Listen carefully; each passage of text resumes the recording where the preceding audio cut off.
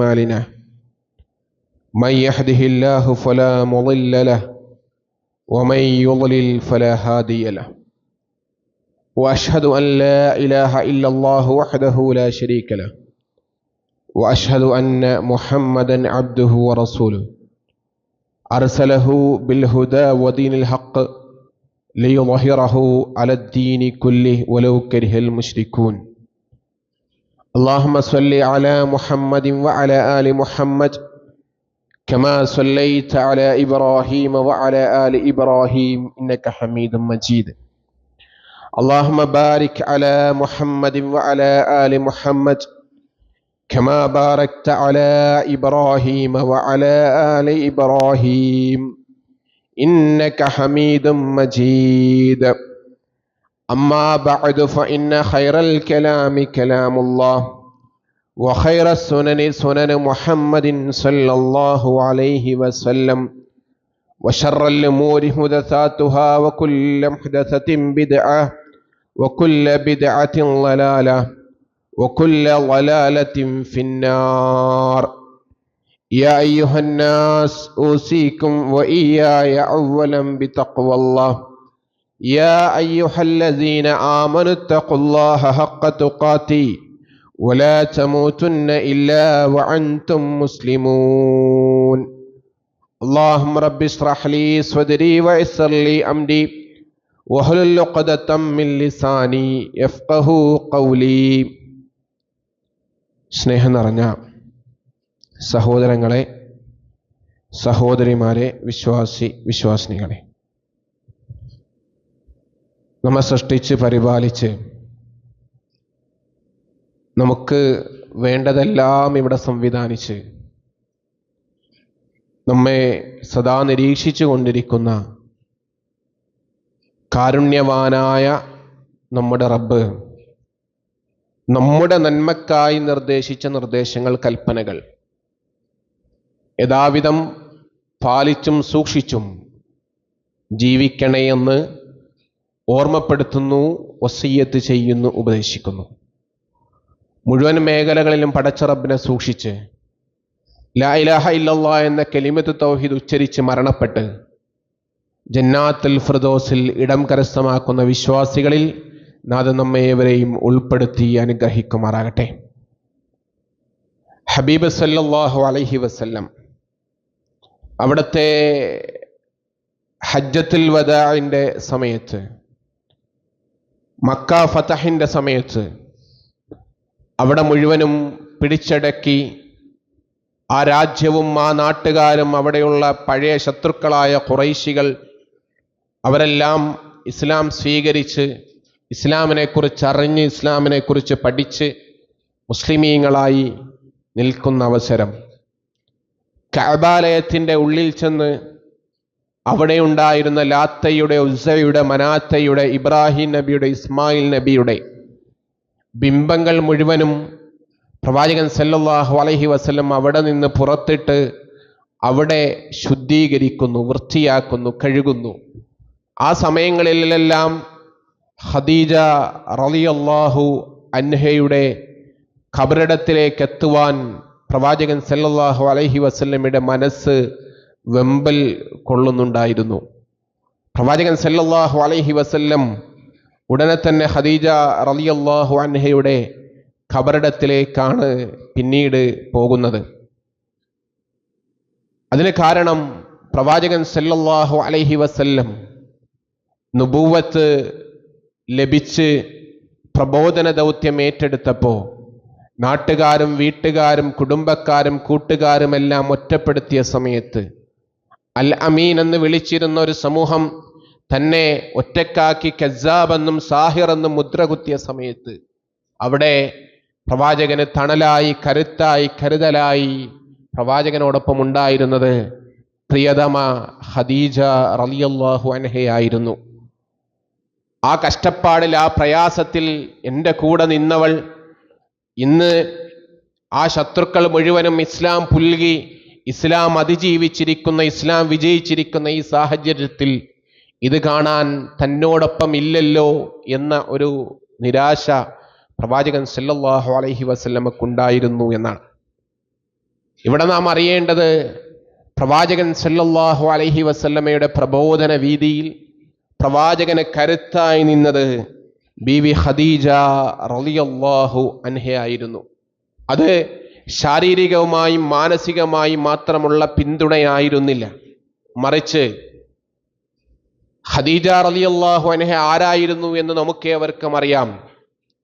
ആ നാട്ടിലെ സംരംഭകയായിരുന്നു, ബിസിനസ് വിമണായിരുന്നു ഖദീജ റളിയല്ലാഹു അൻഹ.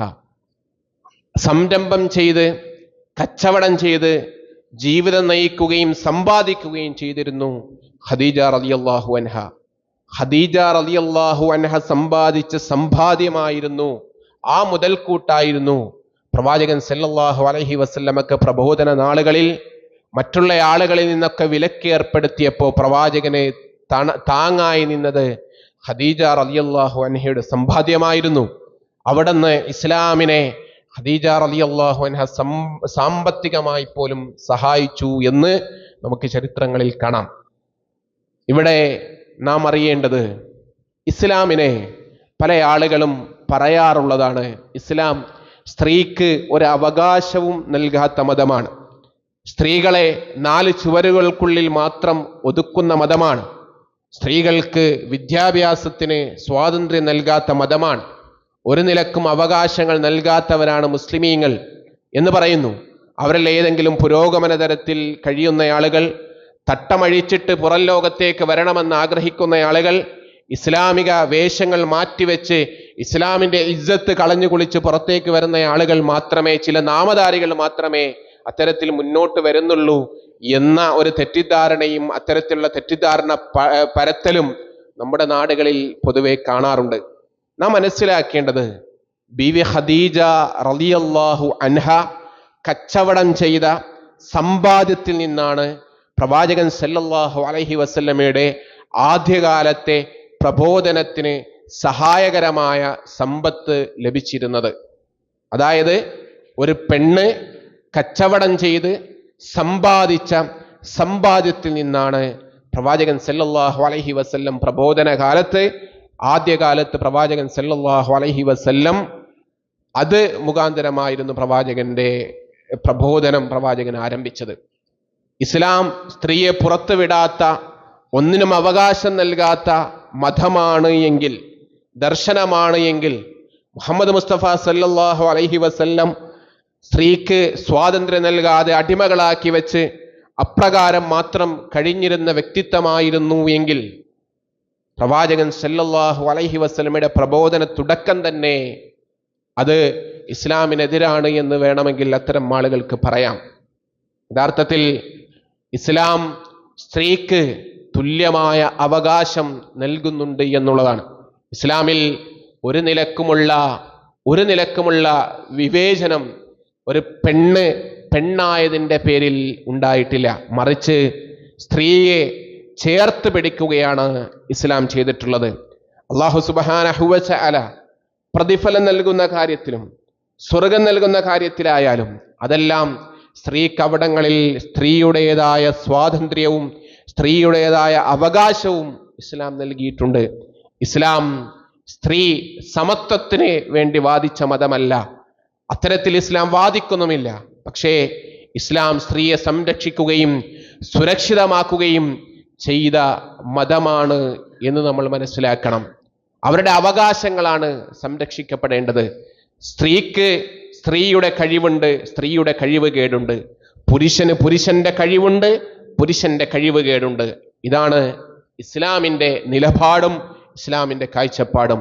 വമൻ യഅമലു മിനസ്വാലിഹാത്തി മിൻ സക്കറിൻ ഔ ഉൻസ വഹുവ മുഅ്മിൻ.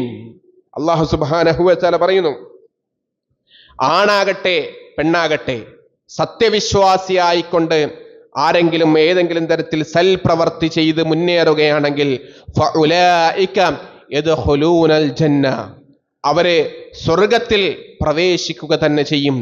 വലാ യുളമൂന നഖീറ. അല്ലാഹു തആല വിശുദ്ധ ഖുർആൻ സൂറത്ത് നിസാ 124-ാമത്തെ സൂക്തത്തിൽ പറയുന്നു, അല്ലാഹു തആല ഒരു തരിമ്പ് പോലും വലാ യുളമൂന നഖീറ, ഒരു തരിമ്പ് പോലും അനീതി അവരോട് കാണിക്കുകയില്ല എന്നുള്ളതാണ്.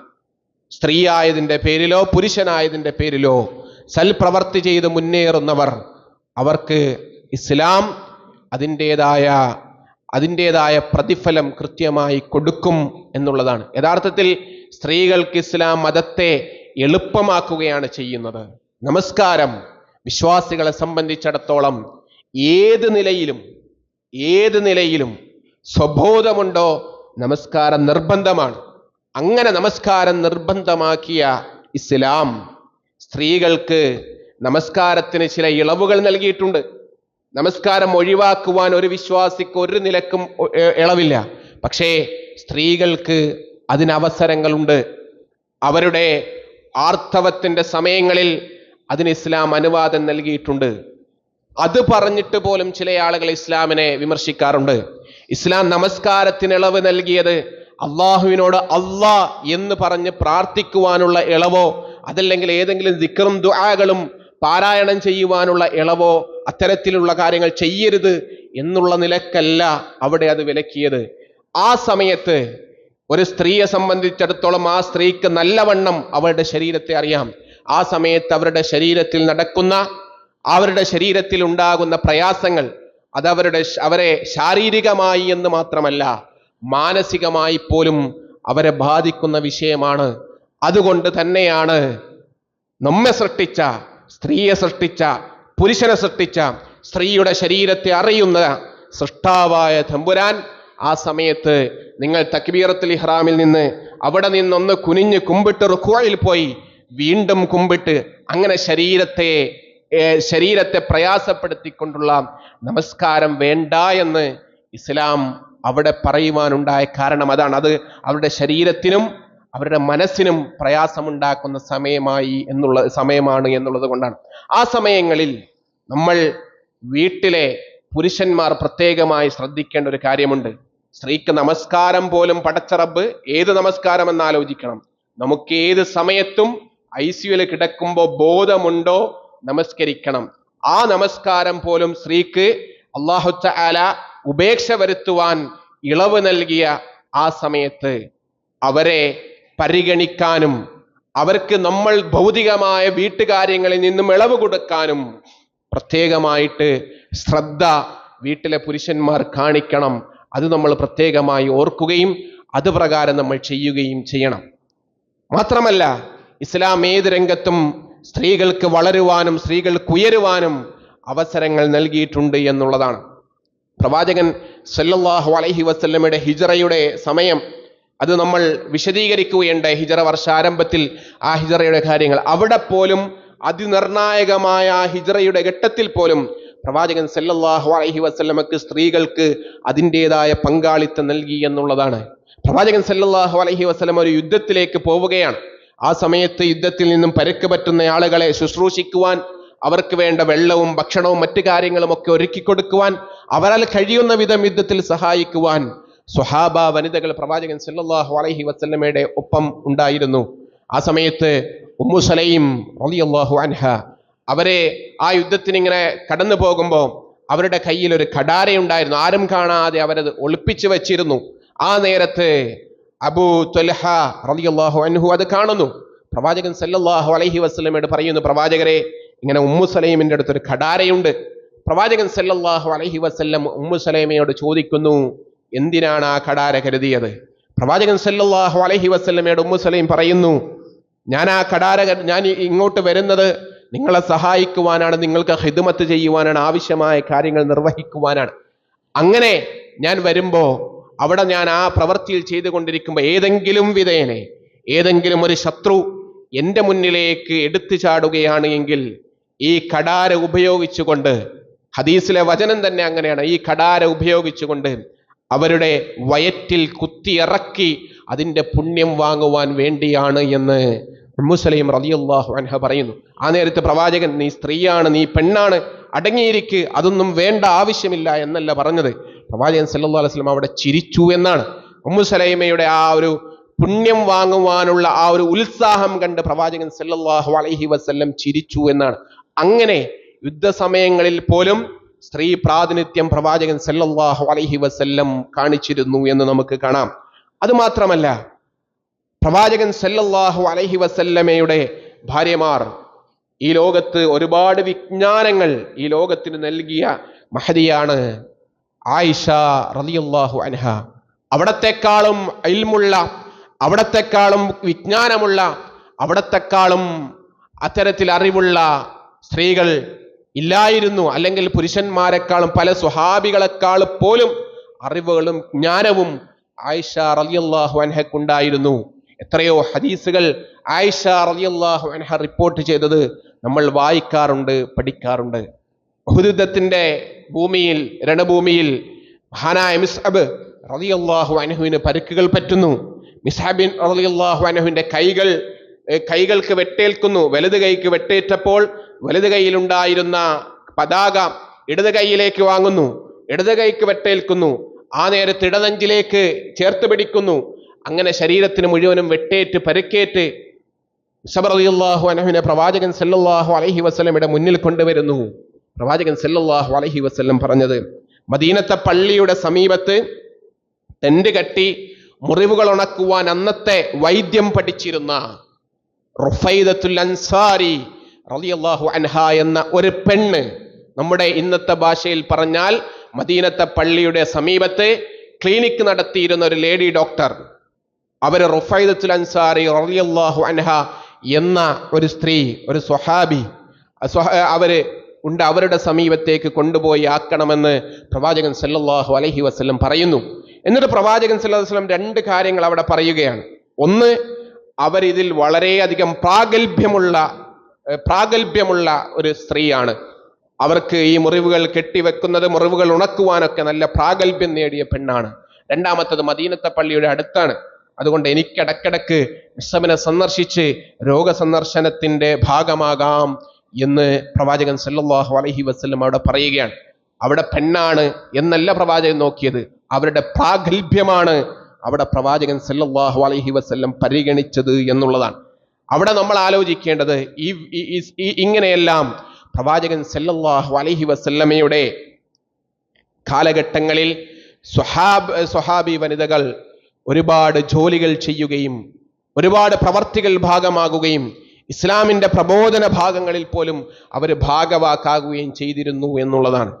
ഒരിക്കൽ പ്രവാചകൻ സല്ലല്ലാഹു അലൈഹി വസല്ലമയുടെ സമീപത്തേക്ക് ഒരു സ്ത്രീ കടന്നു വരുന്നു. ആ സ്ത്രീ ഭർത്താവ് മരിച്ച് ഇദ്ദ ആചരിക്കുകയാണ്, ഇദ്ദയിലുള്ള ആ സ്ത്രീയാണ് കടന്നു വരുന്നത്.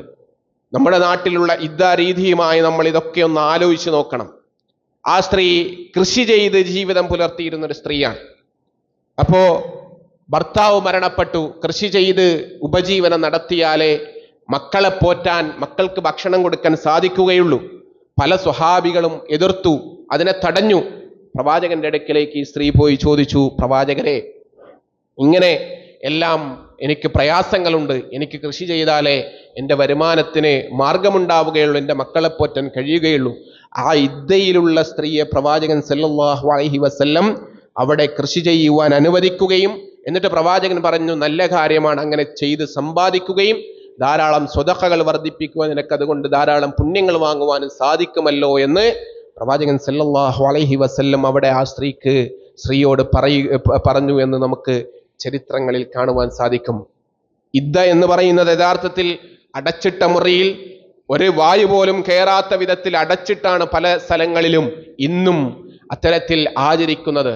ഇദ്ദ ആചരിക്കുക, ഇദ്ദ ഇരിക്കുക എന്നുള്ളതല്ല, അതൊരു ആരാധനയാണ്. അത് ഭർത്താവുള്ള സമയങ്ങളിൽ എങ്ങനെയാണോ നടന്നത് അതിൽ നിന്നും മാറ്റം വരുത്തി ആ ഭർത്താവിന്റെ വിയോഗത്തിലുള്ള ഒരു സങ്കടം കൂടിയുണ്ടായി. ഭർത്താവുള്ളപ്പോൾ ഒരു സ്ത്രീ മറ്റു കാര്യങ്ങളിലേക്ക് ഇറങ്ങിച്ചെല്ലുമ്പോൾ ആ ഭർത്താവിന് ഇഷ്ടപ്പെട്ട രൂപത്തിലുള്ള വസ്ത്രവും ഭർത്താവിന് ഇഷ്ടപ്പെട്ട രൂപത്തിലുള്ള വേഷവിധാനവും അത്തരം കാര്യങ്ങളുമൊക്കെ ആ സ്ത്രീ ഉപയോഗിക്കും. അതിൽ നിന്നൊക്കെ മാറി നിൽക്കുക എന്നുള്ളതാണ് ഇസ്ലാമിന്റെ ഇദ്ദ കൊണ്ടൊക്കെ ഉദ്ദേശിക്കുന്നത്. അടച്ചിട്ട മുറിയിൽ ഇങ്ങനെ കുറെ കാലം ഇരിക്കുക എന്നുള്ളതല്ല ഇസ്ലാമിന്റെ ഇദ്ദ എന്നൊക്കെ ഈ ചരിത്രത്തിൽ നിന്ന് വ്യക്തമാണ്. അങ്ങനെ കൃഷി ചെയ്തിരുന്ന, ആടിനെ മേയിച്ച് നടന്നിരുന്ന, ജോലി ചെയ്തിരുന്ന പല സ്ത്രീകളെയും സ്വഹാബി വനിതകളുടെ കൂട്ടത്തിൽ നമുക്ക് കാണാം. പ്രവാചകൻ സല്ലല്ലാഹു അലൈഹി വസല്ലം അവിടങ്ങളിലെല്ലാം ആ സ്ത്രീകൾക്ക് അതിൻ്റെതായ പ്രാധാന്യം അല്ലെങ്കിൽ അവരുടെ അവകാശങ്ങൾ വകവെച്ച് കൊടുക്കുകയാണ് ചെയ്തത് എന്ന് നമ്മൾ മനസ്സിലാക്കണം. മാത്രമല്ല സ്ത്രീകളെ സംബന്ധിച്ചിടത്തോളം വിശുദ്ധ ഖുർആൻ സ്ത്രീകൾക്ക് നൽകിയ സ്ഥാനം, ഹാജറ റളിയല്ലാഹു അൻഹയുടെ ചരിത്രം പറഞ്ഞപ്പോൾ നമ്മൾ സൂചിപ്പിച്ചിരുന്നു. ഹാജറ, അടിമയായ കറുത്തവളായ ഹാജറ, ആ ഹാജറ ബീവി ഓടിയ ഇടമാണ് സഫാ മറവ കുന്നുകൾ എന്ന് പറയുന്നത്. അതിനെക്കുറിച്ച് റബ്ബ് വിശേഷിപ്പിച്ചത് ഇന്ന സഫാ വൽ മറവത മിൻ ശആഇരില്ലാഹ്, അത് റബ്ബിന്റെ അടയാളങ്ങളിൽപ്പെട്ട അടയാളമാകുന്നു എന്നുള്ളതാണ് അല്ലാഹു സുബ്ഹാനഹു വ തആല അതിനെ വിശേഷിപ്പിച്ചിട്ടുള്ളത്. അള്ളാഹുവിന്റെ അടയാളമാണ് സഫാ മറവ കുന്നുകൾ. അവിടെ ഓടുക എന്നുള്ളത് അത് വെളുവെളുത്ത ഏതെങ്കിലും രാജ്യത്തിന്റെ രാജാവ് ഓടില്ല, ഞാൻ ഓടില്ല, അടിമയായ കറുകറുത്തവളായ ഒരു പെണ്ണോടിയിടത്തിലൂടെ ഞാൻ ഓടില്ല എന്ന് പറഞ്ഞ് മാറി നടന്നാൽ അവിടെ ഉംറ ശരിയാവില്ല, ഹജ്ജ് ശരിയാവില്ല എന്നുള്ളതാണ്. ആ രൂപത്തിൽ ഒരു സ്ത്രീക്ക് പ്രവാചകൻ സല്ലല്ലാഹു അലൈഹി വസല്ലം കൊടുത്ത സ്ഥാനം അത് എത്രമേൽ വലുതാണ് എന്നുള്ളത് നമ്മൾ ആലോചിക്കണം. ചരിത്രത്തിൽ ഒരുപാട് ആളുകളുടെ, ഒരുപാട് പണ്ഡിതന്മാരുടെ ഉമ്മമാർ അവരിൽ ചെലുത്തിയ സ്വാധീനം. ഇമാം ബുഖാരി റളിയല്ലാഹു അൻഹു, അവിടുന്ന് ഇമാം ബുഖാരി റഹ്മഹുല്ലാ, അവിടുത്തെ ഉമ്മ ഇമാം ഷാഫി റഹ്മഹുല്ലയുടെ ശിഷ്യയായിരുന്നു. അവിടുന്ന് ഈ വിജ്ഞാനം പഠിക്കുകയും വിജ്ഞാനം നുകരുകയും ആ വിജ്ഞാനം മക്കൾക്ക് പകർന്നു കൊടുക്കുകയും ആ ഉമ്മ പകർന്നു കൊടുത്ത വിജ്ഞാനത്തിൽ നിന്നും ഉയർത്തെഴുന്നേറ്റ് അവിടെ നിന്ന് ഹദീസിന്റെ അന്വേഷണങ്ങളിലേക്കും ഹദീസിന്റെ പഠനങ്ങളിലേക്കും നീങ്ങി അവസാനം ഇന്നും നമ്മൾ വായിക്കുകയും പഠിക്കുകയും പഠിപ്പിക്കുകയും ഒക്കെ ചെയ്യുന്ന തരത്തിൽ ആ ഹദീസിന്റെ രംഗത്ത് സംഭാവന ചെയ്ത ഇമാം ബുഖാരിയെ സ്വാധീനിച്ചത് അവിടുത്തെ പ്രിയപ്പെട്ട ഉമ്മയായിരുന്നു. അങ്ങനെ എത്രയോ പണ്ഡിതന്മാർ നമുക്ക് ചരിത്രത്തിൽ കാണാൻ സാധിക്കും. അങ്ങനെ സ്ത്രീകൾക്ക് സ്ത്രീകളുടേതായ സ്ത്രീത്വത്തിൽ നിന്നുകൊണ്ടുള്ള എല്ലാ അവകാശങ്ങളും വകവെച്ച് കൊടുത്തിട്ടുള്ള മതമാണ് ഇസ്ലാം. ആ ഇസ്ലാമിന്റെ ഇത്തരം കാര്യങ്ങൾ അറിയാതെയാണ് പല ആളുകൾ വിമർശിക്കുകയും പല ആളുകൾ ഇസ്ലാമിനെ കുറ്റപ്പെടുത്തുകയും ചെയ്യുന്നത്. അത്തരം ആളുകൾ പറയുന്ന ചില വാദങ്ങളുണ്ട്. അതിലൊന്ന്, അല്ലാഹു സുബ്ഹാനഹു വ തആല ഭാര്യ ഭർത്തൃ ജീവിതവുമായി ബന്ധപ്പെട്ട് വിശുദ്ധ ഖുർആൻ സൂറത്തുൻ നിസാ 34-ാമത്തെ സൂക്തത്തിൽ പറയുന്നു, അർ-റിജാലു ഖവ്വാമൂന അലൻ നിസാ, പുരുഷന്മാർ സ്ത്രീകളെക്കാളും മേലധികാരമുള്ള ആളുകളാകുന്നു എന്ന് അല്ലാഹു സുബ്ഹാനഹു വ തആല പറഞ്ഞ വചനം. ഈ വചനത്തിന്റെ അടിസ്ഥാനത്തിലാണ് പല ആളുകളും ഇസ്ലാമിനെ പുരുഷന് സ്വാധീനം നൽകി അല്ലെങ്കിൽ പുരുഷന് പ്രാധാന്യം നൽകി എന്ന് പറയുന്നത്. നമ്മൾ മനസ്സിലാക്കുക, ഒരു രാജ്യമാകുമ്പോൾ ആ രാജ്യത്തിന് ഒരു ഭരണാധികാരി ഉണ്ടാകും, ഒരു രാജ്യത്തിന് ഒരു പ്രസിഡന്റ് ഉണ്ടാകും, ഒരു പ്രധാനമന്ത്രി ഉണ്ടാകും. നമ്മളെല്ലാവരും കൂടി അതെന്താ അദ്ദേഹത്തിന് മാത്രം പ്രത്യേകത, എനിക്കും പ്രസിഡന്റ് ആകണം, എനിക്കും പ്രധാനമന്ത്രിയാകണം എന്ന് പറഞ്ഞാൽ നടക്കുന്ന കാര്യമാണോ? ഒരിക്കലുമില്ല. അവിടെ ആ രാജ്യത്തിന്റെ സിസ്റ്റം അത് താളം തെറ്റും. കുടുംബത്തിന്റെ ഒരു സിസ്റ്റത്തിന് വേണ്ടി ഇസ്ലാം തയ്യാർ ചെയ്തിട്ടുള്ള കാര്യമാണ് സ്ത്രീകളെക്കാളും പുരുഷനെ നിയന്ത്രണാധികാരം നൽകി എന്നുള്ളത്.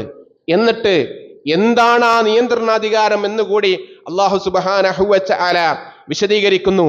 ബിമാ ഫളലല്ലാഹു ബഅദഹും അലാ ബഅദ്, അല്ലാഹു സുബ്ഹാനഹു വ തആല മനുഷ്യരിൽ അങ്ങനെ ഓരോ വിഭാഗത്തിനും മറുവിഭാഗത്തേക്കാൾ കൂടുതൽ കഴിവ് നൽകിയിട്ടുണ്ട്.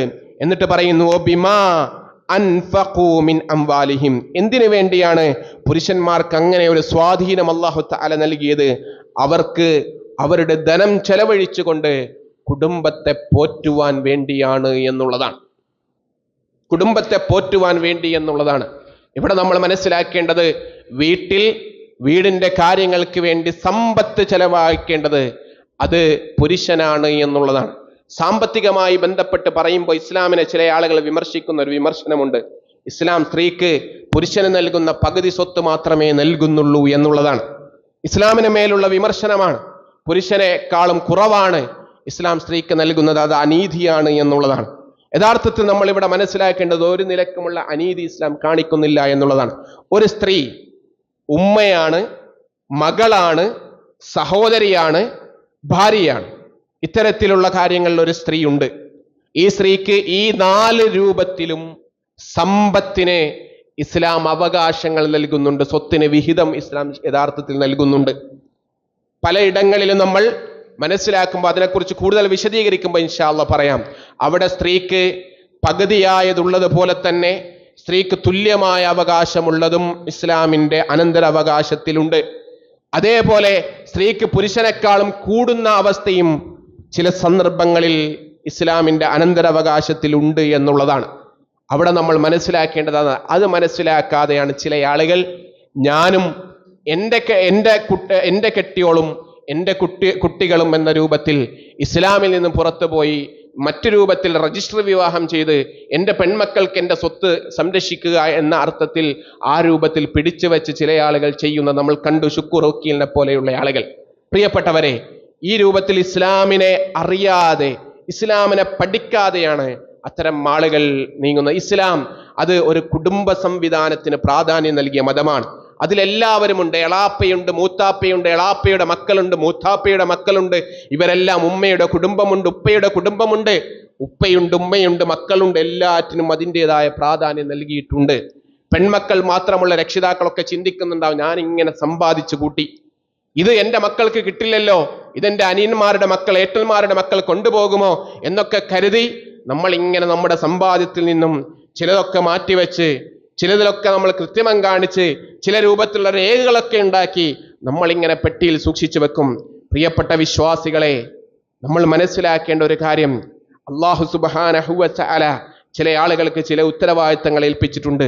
നമ്മുടെ സമ്പത്ത് പെൺമക്കൾ മാത്രമാണ് ഉള്ളത് എങ്കിൽ, നമ്മുടെ സമ്പത്ത് നമ്മുടെ അനുജന്റെ മക്കൾക്ക്, നമ്മുടെ ജ്യേഷ്ഠന്റെ മക്കൾക്ക് പോകുന്നുണ്ട് എങ്കിൽ അതിൽ നിന്നും ആ പെൺമക്കളെ നോക്കുക എന്ന ഉത്തരവാദിത്വം കൂടി അവർക്കുണ്ട് എന്നുള്ളതാണ് നമ്മൾ മനസ്സിലാക്കേണ്ടത്. അപ്പോൾ നമ്മൾ നമ്മൾ ചിന്തിക്കും, അവര് നോക്കിയില്ലെങ്കിലോ അവർ ചെയ്തില്ലെങ്കിലോ എന്നുള്ള ആലോചനയാണ് നമുക്ക് ഊഹത്തിന്റെ അടിസ്ഥാനത്തിലുള്ള അത്തരത്തിലുള്ള ആലോചനയാണ്. അവർ ചെയ്യുമോ ഇല്ലയോ എന്നുള്ളത് റബ്ബിലേക്ക് വിട്ടേക്കുക. അത് ചെയ്തില്ലെങ്കിൽ അവർ ഉത്തരം പറയേണ്ടത് റബ്ബിനോടാണ്. എന്നാൽ നമ്മളിവിടെ അനീതി കാണിച്ചാൽ, നമ്മളിവിടെ കൃത്രിമം കാണിച്ചാൽ അത് ആർക്കും കിട്ടണ്ട, എൻ്റെ അനുജന്റെ എൻ്റെ ജ്യേഷ്ഠന്റെ മക്കൾക്കൊന്നും കിട്ടണ്ട, എൻ്റെ പെൺമക്കൾക്ക് മാത്രമായി കിട്ടിയാൽ മതി എന്നുള്ള രൂപത്തിൽ നമ്മളിവിടെ കൃത്രിമം കാണിച്ചു കഴിഞ്ഞാൽ നമ്മൾ റബ്ബിനോട് ഉത്തരം പറയേണ്ടി വരും. അപ്പോ അത്തരം കാര്യങ്ങളൊക്കെ നമ്മൾ ശ്രദ്ധിക്കണം. ഇസ്ലാം സ്ത്രീക്ക് എപ്പോഴും അതിൻ്റെതായ പ്രാധാന്യം നൽകിയിട്ടുണ്ട്. അതിൽ നമ്മൾ മനസ്സിലാക്കേണ്ട ഒരു കാര്യം, സ്ത്രീ ഇവിടെ ഖവ്വാമൂന അലൻ നിസാ, സ്ത്രീകൾക്ക് നിയന്ത്രണാധികാരമുണ്ട് എന്നൊക്കെ പറയുന്ന തരത്തിൽ നമ്മൾ പലപ്പോഴും പല രക്ഷിതാക്കളും, വളരെ ഖേദകരമായ കാര്യമാണ്, മുസ്ലിം വീടുകളിൽ നടക്കുന്ന ഖേദകരമായ കാര്യം, മക്കൾക്കിടയിൽ പോലും പല നിലക്കുമുള്ള വിവേചനങ്ങൾ പലപ്പോഴും കാണിക്കാറുണ്ട് പല രക്ഷിതാക്കളും എന്നുള്ളതാണ്. മക്കൾക്കിടയിൽ ആൺ പെൺ മക്കൾക്കിടയിൽ വേർതിരിവ് കാണിക്കുന്നുണ്ട് എന്നുള്ളതാണ്. അത് ഭക്ഷണത്തിന്റെ കാര്യത്തിൽ പോലും കാണിക്കാറുണ്ട്. ആൺകുട്ടികൾക്ക് കൂടുതലായി കരുതുക, ആൺകുട്ടികൾക്ക് സ്പെഷ്യൽ ഉണ്ടാക്കുമ്പോൾ കൂടുതലായി ഉണ്ടാക്കുക, പെൺകുട്ടികൾ കുറച്ച് അവരെ അങ്ങനെ കഴിയേണ്ടവരാണ് എന്ന ധാരണ. പ്രിയപ്പെട്ടവരെ, അത് ഇസ്ലാമല്ല, അതൊരിക്കലും ഇസ്ലാമല്ല. ഇസ്ലാം അങ്ങനെ കൽപ്പിച്ചിട്ടില്ല, അങ്ങനെ പറഞ്ഞിട്ടില്ല. അതൊരിക്കലും ഇസ്ലാമല്ല, ഇസ്ലാമികമല്ല. ഏതെങ്കിലും മുസ്ലിമീങ്ങൾ ചെയ്യുന്നുണ്ട് എന്നതുകൊണ്ട് അത് ഇസ്ലാം ആകണമെന്നില്ല. അവരവിടെ ചെയ്യുന്ന അനീതിക്ക് റബ്ബിന്റെ മുന്നിൽ, മക്കൾക്കിടയിൽ അനീതി കാണിച്ചിട്ട് ആൺമക്കൾക്ക് കൂടുതൽ വിളമ്പി പെൺമക്കൾക്ക് കുറച്ചു കൊടുത്തിട്ട് അവിടെ പെൺകുട്ടിയുടെ മനസ്സ് വേദനിച്ചാൽ റബ്ബിന്റെ മുന്നിൽ ആ ഉമ്മമാർ നാളെ മറുപടി പറയേണ്ടി വരും. അതുകൊണ്ട് അത്തരത്തിലുള്ള അനീതികളൊന്നും ഇസ്ലാമിലല്ല എന്നുള്ളത് നമ്മൾ മനസ്സിലാക്കുക. ഇത്തരം കാര്യങ്ങളൊക്കെ നമ്മൾ പറയുമ്പോൾ നമ്മൾ മനസ്സിലാക്കേണ്ടത്, സ്ത്രീക്ക് ഇസ്ലാം സമ്പത്ത് നൽകണമെന്ന് പറഞ്ഞു. സാമ്പത്തികമായി സ്ത്രീക്ക് വീട്, സ്ത്രീക്ക് വേണ്ട സൗകര്യങ്ങൾ, ഭക്ഷണം, വസ്ത്രം ഇതെല്ലാം കൃത്യമായി നൽകണമെന്ന് പ്രവാചകൻ സല്ലല്ലാഹു അലൈഹി വസല്ലം പഠിപ്പിച്ചു. അവിടെ പുരുഷന്മാർ ചെലവഴിക്കണം. അവിടെ ചെലവഴിക്കുമ്പോൾ അവിടെ അതിൻ്റെ കൈകാര്യ കർത്തവ്യം അത് സ്ത്രീയാണ് നിർവഹിക്കേണ്ടത് എന്നുള്ളതാണ്. അല്ലാഹു സുബ്ഹാനഹു വ തആല വിശദീകരിച്ചു, കുല്ലുക്കും റാഇൻ, എല്ലാ ആളുകൾക്കും ഓരോ ഉത്തരവാദിത്തങ്ങളുണ്ട് എന്ന് നബി സല്ലല്ലാഹു അലൈഹി വസല്ലം പറയുന്നു. വൽ മർഅതു ഫീ ബൈതി സൗജിഹാ റാഇയതി മസ്ഊലത്തുൻ അൻ റയതിഹാ. ഒരു പെണ്ണ് പുരുഷന്റെ വീട്ടിലെ കൈകാര്യ കർത്തവ്യമുള്ളവളാണ്.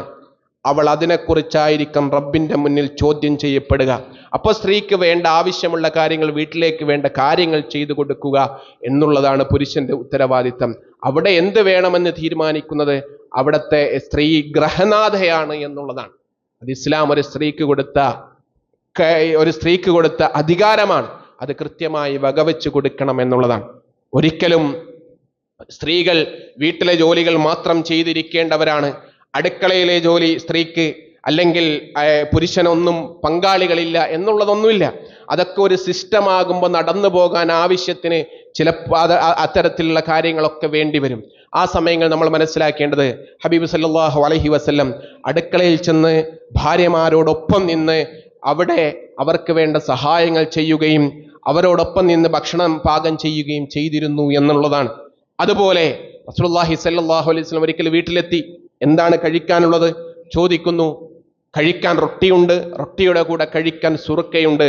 പ്രവാചകൻ സല്ലല്ലാഹു അലൈഹി വസല്ലം അവിടെ സുറുക്ക എന്ത് രുചിയുള്ള ഭക്ഷണമാണ് എന്ന് പ്രവാചകൻ സല്ലല്ലാഹു അലൈഹി വസല്ലം അവിടെ പറയുകയാണ്. അത്ര വലിയ രുചി ഉണ്ടായിട്ടല്ല, അവർക്ക് വിഷമം വേണ്ടല്ലോ എന്നുള്ളത് കൊണ്ടാണ്. അതേപോലെ ഒരിക്കൽ ഒരു പെണ്ണ് പ്രവാചകന് ഹദിയായി കുറച്ച് മുന്തിരികൾ നൽകുന്നു.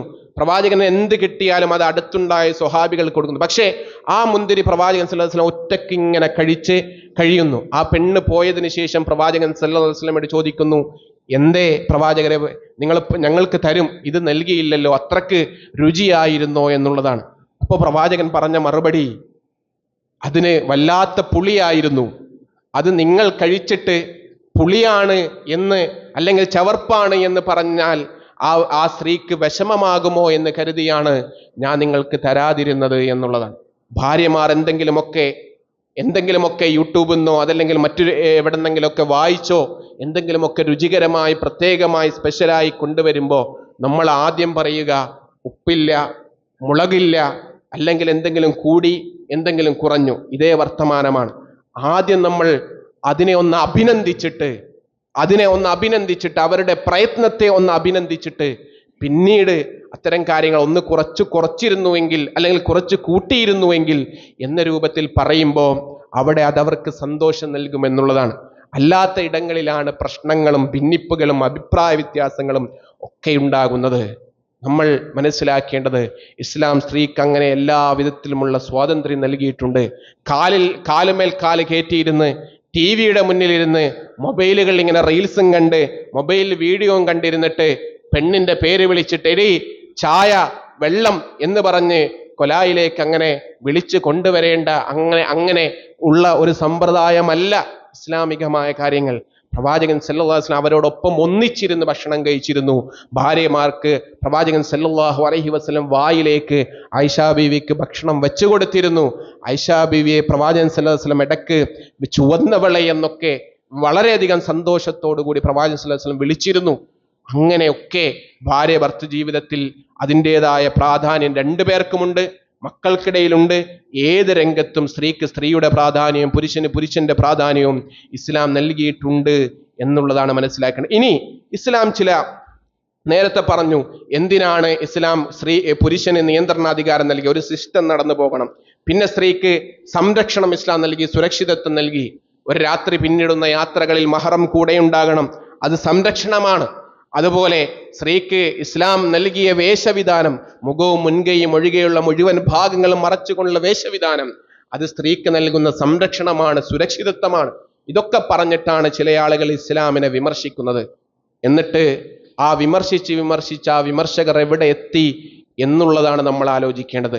ഇസ്ലാമിനെ വിമർശിച്ച ആളുകൾ, ഇസ്ലാമിനെ പല നിലക്കും വിമർശിച്ച ആളുകൾ ഇന്ന് ഏതോ ഒരു കമ്മിറ്റിയുടെ പിന്നിൽ ചാനൽ ചർച്ചകൾ ഇരുന്നിട്ട് അവർ പരസ്പരം പറയുകയാണ്, നമ്മൾ വലിയ പുരോഗമനമാണ് എന്ന് കരുതിയ ആളുകൾ, വലിയ വായിൽ പുരോഗമനം പറഞ്ഞു നടന്ന ആളുകൾ, അവരെല്ലാവരും ഇന്ന് സ്ത്രീ സുരക്ഷിതമല്ല എന്ന് പറയുന്നു. ഇസ്ലാം സ്ത്രീക്ക് സുരക്ഷിതത്വം നൽകുന്നില്ല എന്ന് സിനിമകളിലൂടെ കാണിച്ച ആളുകൾ, അവരുടെ രംഗങ്ങളിൽ പോലും അവര് പറയുന്നതും അവർ കാണിക്കുന്നതും അവരുടെ പ്രവൃത്തിയും വൈരുദ്ധ്യമാണ് എന്ന് ഇന്ന് ലോകം കണ്ടുകൊണ്ടിരിക്കുകയാണ്. അതൊക്കെയാണ് വലിയ പുരോഗമനമെന്ന് കരുതിയവർ, അവർക്കെല്ലാം തെറ്റുപറ്റിയിരിക്കുന്നു. നമ്മൾ മനസ്സിലാക്കണം, ഇവിടെയാണ് ഇസ്ലാം അത് ശരിയാണ് എന്ന് ഒന്നുകൂടി തെളിയുകയാണ്. ഇസ്ലാം പറഞ്ഞ ആ സുരക്ഷിതത്വമുണ്ട്, ഇസ്ലാം പറഞ്ഞ ആ മാനദണ്ഡങ്ങളുണ്ട്. അത് എവിടെയൊക്കെ ഒരു സ്ത്രീ ലംഘിക്കുന്നുവോ അവിടങ്ങളിലൊക്കെ അനീതിയും അവിടങ്ങളിലൊക്കെ പ്രയാസങ്ങളും ആ സ്ത്രീ നേരിടുമെന്നുള്ളതാണ്. അതാണ് ഈ ഹേമ കമ്മിറ്റി റിപ്പോർട്ടൊക്കെ നമ്മളോട് പറയുന്നത്. അതുകൊണ്ട് ഇസ്ലാം സ്ത്രീക്ക് നൽകിയ സ്വാതന്ത്ര്യം, അത് ഇസ്ലാം സ്ത്രീക്ക് നൽകിയ മഹത്വം, ഇസ്ലാം സ്ത്രീക്ക് നൽകിയ ആദരവ്, അതിനെയൊക്കെ മനസ്സിലാക്കുകയും പഠിക്കുകയും ചെയ്ത് ഇതാണ് ഇസ്ലാം എന്ന് സ്വജീവിതത്തിലൂടെ കാണിച്ചു കൊടുക്കുവാൻ നമുക്ക് സാധിക്കണം. അല്ലാഹു സുബ്ഹാനഹു വ തആല അതിന് നമ്മെ അനുഗ്രഹിക്കുമാറാകട്ടെ. അഖൂലു ഖൗലി ഹാദാ അസ്തഗ്ഫിറുല്ലാഹി ലി വലക്കും വസ്തഗ്ഫിറൂ ഇന്നഹു ഹുവൽ ഗഫൂറുർ റഹീം.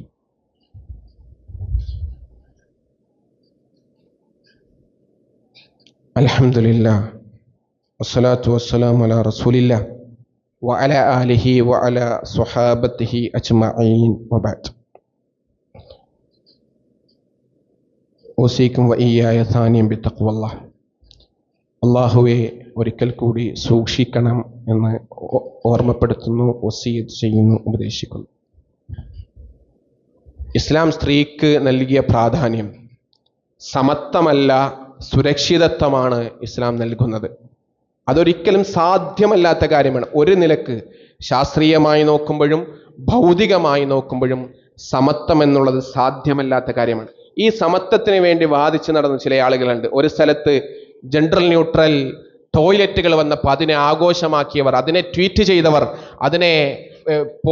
അതിനെ അഭിനന്ദിച്ച ആളുകൾ, ഞങ്ങൾക്ക് ഞങ്ങളുടെ പ്രവർത്തന മേഖലയിൽ അല്ലെങ്കിൽ ഞങ്ങളുടെ സിനിമാ സെറ്റുകളിൽ പ്രത്യേകമായ ടോയ്ലറ്റുകളില്ല, വിവേചനം കാണിക്കുന്നു എന്ന് ഒരിടത്ത് ജെൻഡർ ന്യൂട്രൽ ടോയ്ലറ്റുകൾ വേണമെന്ന് വാദിച്ചവർ, ഒരു സ്ത്രീക്കും പുരുഷനും ഒരേ ടോയ്ലറ്റ് മതി ക്യാമ്പസുകളിൽ, അല്ലെങ്കിൽ ഒരേ രൂപത്തിലുള്ള വസ്ത്രം മതി എന്ന് വാദിച്ചവർ, അവർ പറയുന്നു ഞങ്ങൾക്ക് ഉടുപ്പ് മാറാൻ ഇടമില്ല, ഞങ്ങൾക്ക് പ്രത്യേക ടോയ്ലറ്റുകളില്ല എന്നവർ പറയുന്നു. എന്തൊരു വൈരുദ്ധ്യമാണ് ഇത്തരം ആളുകൾ പറഞ്ഞുകൊണ്ടിരിക്കുന്നത്. അതുകൊണ്ട് ഇവിടെയൊക്കെ ഇസ്ലാമിൻ്റെ പ്രഭയാണ് വർദ്ധിക്കുന്നത് എന്നുള്ളതാണ് നാം തിരിച്ചറിയേണ്ടത്. ഹബീബ് സല്ലല്ലാഹു അലൈഹി വസല്ലം അവിടുന്ന് തൻ്റെ ഭാര്യയോട് പ്രവർത്തിച്ച രീതി നമ്മൾ നേരത്തെ വിശദീകരിച്ചു. അടുക്കളയിലും അതുപോലെ ഭക്ഷണ കാര്യത്തിലുമൊക്കെ എങ്ങനെയായിരുന്നു എന്നുള്ളത്. ആയിഷ റളിയല്ലാഹു അൻഹ പറഞ്ഞു, ഒരിക്കൽ പ്രവാചകൻ സല്ലല്ലാഹു അലൈഹി വസല്ലം എന്നോട് ഓട്ടമത്സരം നടത്തി. അന്ന് ഞാൻ വിജയിച്ചു.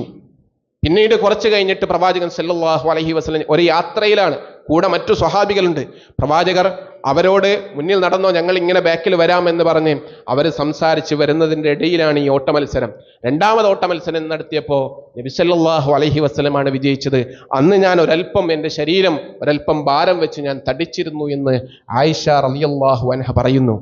നമ്മൾ ആലോചിക്കണം, മദീനയുടെ നായകൻ, മദീനയുടെ ഭരണാധികാരി, മദീനയുടെ സേനാനായകൻ, അവിടത്തെ ന്യായാധിപൻ, ഒരു പണിയുമില്ലാത്തയാളല്ല, ഇതെല്ലാം ഉള്ളയാൾ.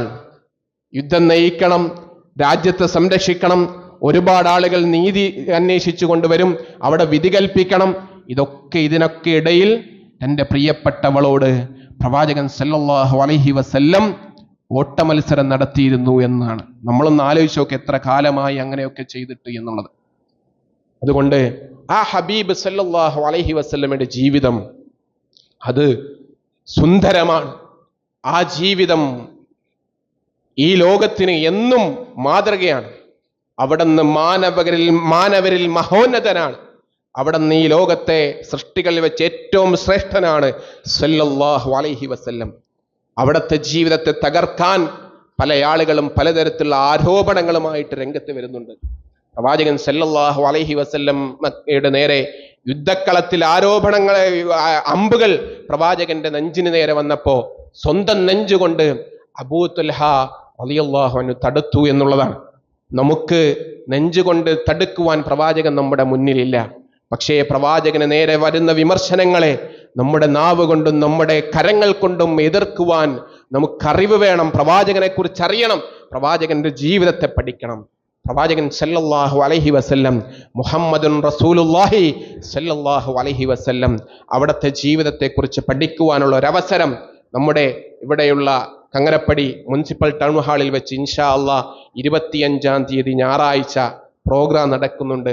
പ്രവാചകന്റെ ജീവിതത്തെ ആഴത്തിൽ അറിയുവാൻ, പഠിക്കുവാൻ നിങ്ങളെല്ലാവരും കുടുംബസമേതം അവിടെ എത്തണമെന്ന് നിങ്ങളോട് അഭ്യർത്ഥിക്കുകയാണ്. അവിടെ വന്ന് പ്രവാചകന്റെ ജീവിതം പഠിക്കുകയും പ്രവാചക വിമർശകർക്ക് മുന്നിൽ പ്രവാചകന്റെ ജീവിതം പഠിച്ച് അത് സ്വജീവിതത്തിൽ പകർത്തി അത് മറ്റുള്ളവരോട് അത് പറഞ്ഞ് ആ പ്രവാചകനെ പ്രതിരോധിക്കാൻ, പ്രവാചകന്റെ ആക്ഷേപങ്ങൾ വരുമ്പോൾ അതിനെ പ്രതിരോധിക്കാൻ നമുക്ക് സാധിക്കണം. നാഥൻ അതിനെ നമ്മെ അനുഗ്രഹിക്കുമാറാകട്ടെ. പ്രിയപ്പെട്ടവരെ, നമ്മുടെ പള്ളിയുമായി ബന്ധപ്പെട്ട് ഈ പള്ളി നടന്നു പോകണമെങ്കിലുള്ള ചെലവും കാര്യങ്ങളും ഒക്കെ എല്ലാവർക്കും അറിയാം. എല്ലാ ആളുകളും അവര് കൊടുക്കുന്ന മാസ വരിസംഖ്യ കൃത്യമായി കൊടുക്കുക, സാമ്പത്തികമായൊക്കെ നേട്ടമുണ്ടാകുമ്പോൾ കുറച്ചൊക്കെ കൂടുതലായി കൊണ്ട് കൊടുക്കുക. ഇനി എന്തെങ്കിലുമൊക്കെ പ്രയാസമുണ്ടാകുമ്പോഴും കൂടുതൽ കൊടുത്താലും നമ്മുടെ സമ്പത്തിൽ അത് വർധനവേ ഉണ്ടാക്കുകയുള്ളൂ എന്ന് നമ്മൾ മനസ്സിലാക്കുക. ആരെങ്കിലുമൊക്കെ കുറെ കാലമായി വിട്ടുപോയവരുണ്ടെങ്കിൽ അതൊക്കെ പ്രത്യേകം ഓർത്ത് കൊടുക്കുക. ഇനി ഈ പള്ളിയിൽ സ്ഥിരമായി വരുന്നില്ല എങ്കിൽ പോലും കൂടുതലായിട്ട് എനിക്ക് ഈ പള്ളിക്ക് വേണ്ടി എന്തെങ്കിലുമൊക്കെ നൽകണം എന്ന് വിചാരിച്ച് റബ്ബ് സ്വീകരിക്കും. ഇവിടെ സുജൂദിൽ ചെയ്യുന്നവരുടെ പ്രാർത്ഥനകൾ സ്വീകരിക്കുന്നതോടൊപ്പം നിങ്ങളുടെ ആ അമലുകളും റബ്ബ് സ്വീകരിക്കും. ആ വിധേനെ ഈ പള്ളിക്ക് വേണ്ടി, ഇതിൻ്റെ നടത്തിപ്പിന് ആവശ്യമായ കാര്യങ്ങൾക്ക് വേണ്ടിയുള്ള സംഭാവനകൾ നിങ്ങൾ ചെയ്യുക. വെള്ളിയാഴ്ച ദിനത്തിലെ ബക്കറ്റിൽ നിങ്ങൾ കൃത്യമായി നിങ്ങൾക്ക് എന്തൊക്കെ നൽകാൻ കഴിയോ, പോക്കറ്റിൽ നമ്മൾ എപ്പോഴും തരിക എത്രയാണ് ചെറിയ സംഖ്യ എന്നുള്ളതാണ്. അങ്ങനെയല്ല, കഴിയുന്നത്ര എത്രയാണോ കഴിയുന്നത് ഒരു വലിയ സംഖ്യയെങ്കിലും നമ്മൾ നൽകി കൃത്യമായിട്ട് അതിൽ എപ്പോഴും നമ്മളത് പ്രത്യേകം ശ്രദ്ധിച്ച് നല്ല രൂപത്തിൽ പള്ളിയുടെ കാര്യങ്ങൾ നടന്നു പോകണമെങ്കിൽ അത് ആവശ്യമാണ് എന്ന് മനസ്സിലാക്കി അത് കൃത്യമായി എല്ലാവരും നിർവഹിക്കണം. അല്ലാഹു സുബ്ഹാനഹു വ തആല നമ്മുടെ സ്വതക്കകളും നമ്മുടെ എല്ലാ അമൽ സ്വാലിഹാത്തുകളും റബ്ബ് അവൻ്റെ അടുക്കൽ സ്വീകരിച്ച് അനുഗ്രഹിക്കുമാറാകട്ടെ. നമ്മിൽ നിന്നും വന്നുപോയ എല്ലാ വിധത്തിലുള്ള ചെറുതും വലുതുമായ പാപങ്ങൾ അവൻ്റെ മഹത്തായ മഗ്ഫിറത്ത് കൊണ്ട്, മർഹമത്ത് കൊണ്ട് നമുക്കേവർക്കും പുറത്തു മാപ്പാക്കി തന്ന് അനുഗ്രഹിക്കുമാറാകട്ടെ. ഇസ്ലാമിനെ പഠിക്കാൻ, ഇസ്ലാമിനെ അറിയാൻ അല്ലാഹു തആല നമുക്ക് തൗഫീഖ് നൽകി അനുഗ്രഹിക്കുമാറാകട്ടെ. ഇസ്ലാമിനെ ജീവിതത്തിൽ അവസാനം വരെ പുൽകി ലാ ഇലാഹ ഇല്ലല്ലാഹ് എന്ന കലിമത്ത് തൗഹീദ് ഉച്ചരിച്ച് മരണപ്പെടാൻ അല്ലാഹു തആല നമുക്ക് തൗഫീഖ് നൽകി അനുഗ്രഹിക്കുമാറാകട്ടെ. അല്ലാഹുമ്മ ഗ്ഫിർ ലിൽ മുഅ്മിനീന വൽ മുഅ്മിനാത്ത് വൽ മുസ്ലിമീന വൽ മുസ്ലിമാത്ത് അൽഅഹ്യാഇ മിൻഹും വൽ അംവാത്ത് ഇന്നക മുജീബു ദഅവാതി യാ ഖാദിൽ ഹജാത്ത്. അല്ലാഹുമ്മ അജ്ർനാ മിനൻ നാർ اللهم اجر واجر والدينا من النار. اللهم انصر إخوان المسلمين والمجاهدين في فلسطين. اللهم دمر أعداءنا أعداء الدين. اللهم هلك اليهود والمشركين. اللهم ربنا آتنا في الدنيا حسنة وفي الآخرة حسنة وقنا عذاب النار. آمين آمين برحمتك يا أرحم الراحمين. وصلى الله على خير خلقه محمد والحمد لله رب العالمين. وسلام على المرسلين.